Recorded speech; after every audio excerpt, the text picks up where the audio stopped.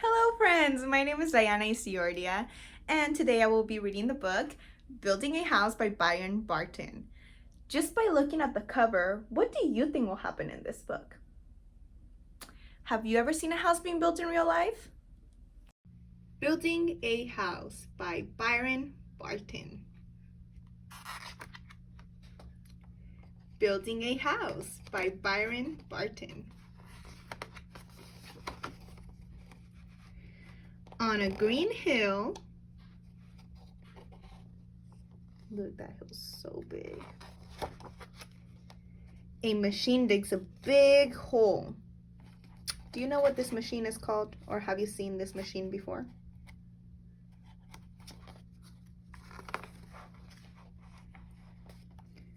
Builders hammer and saw. You can see the builder hammering right there and sawing right there. A cement mixer pours cement.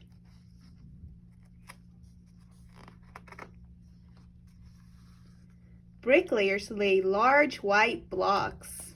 Those blocks do look quite large. Carpenters come and make a wooden floor. Does your house have a wooden floor?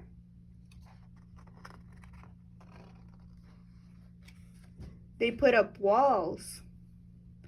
I think these are going to be windows. What do you think they're going to be?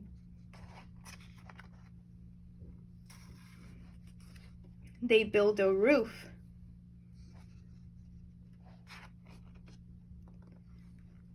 A bricklayer builds a fireplace and a chimney too. I think it's interesting that they put this chimney here. I think they put it there because we can't see the inside of the house. A plumber puts in pipes for water.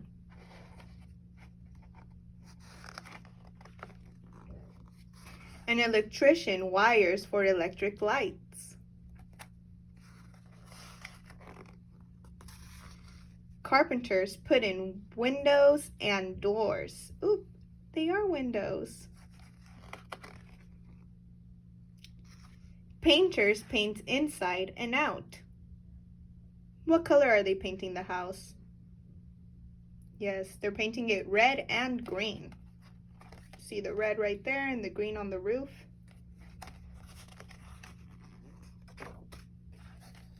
The workers leave.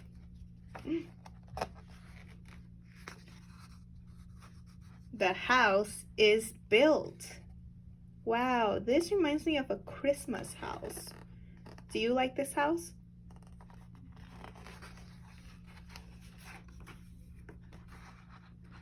The family moves inside. Do you remember moving into your house?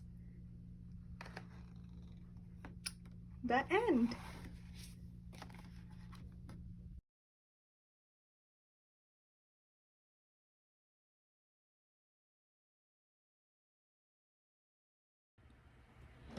Alright, so since our book concentrated on building a house, for this activity we will also be building a house like the one I have right here.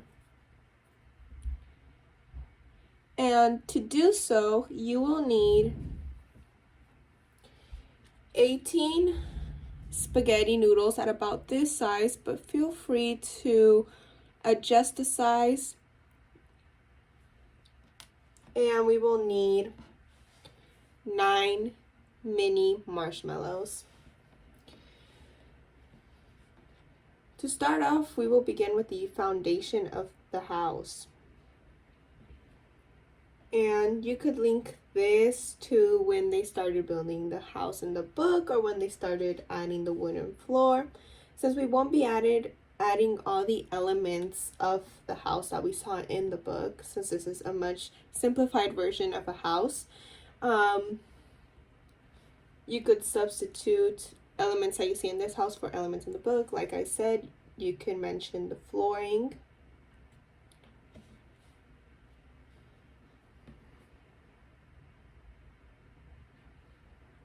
And basically we're just going to begin by making a square out of the spaghetti noodles and the marshmallows, like so. Next up, we will place a spaghetti noodle right above, right on top of the marshmallows, or right through the marshmallows. And for extra support, we're going to add diagonal.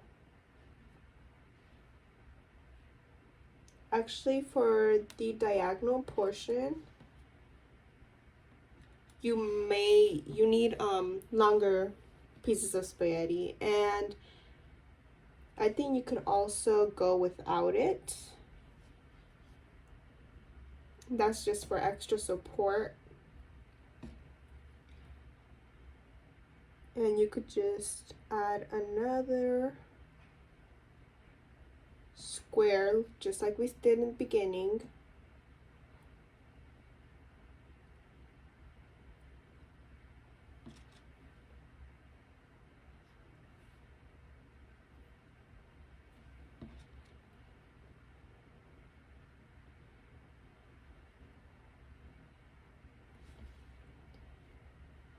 So as you can see, it looks like a box right now. That's what it's looking like. And then you are just going to want to add the roof, which is going to be one triangle on this side. You can see this. There's a triangle right here. And you're going to place another one on the opposite side. And these 4 noodles will be connected by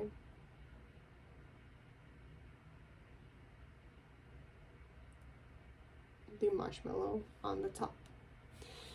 So this is what this house looks like. If you want to add the X's like I have here in this model, you will need 4 extra spaghetti noodles. It is with this activity, you have more options of how to build your house. As we see here, 2 different options. And feel free to also explore your creativity and build other structures out of the marshmallows and the spaghetti noodles.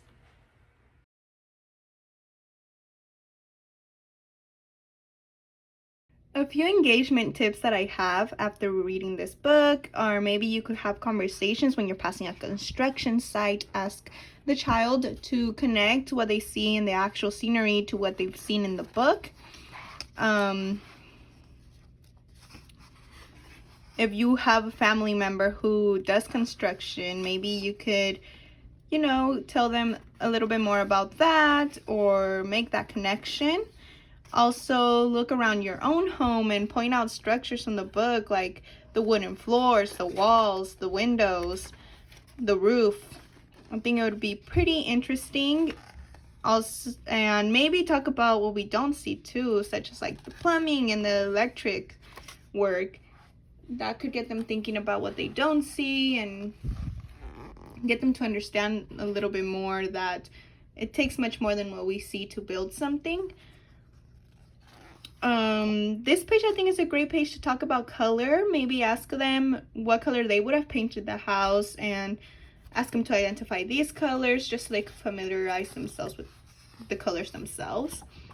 The last page of the family moving in I think offers a great place to talk about the story of when you moved into your home. If your child remembers or doesn't remember, I think it's still a good story to tell.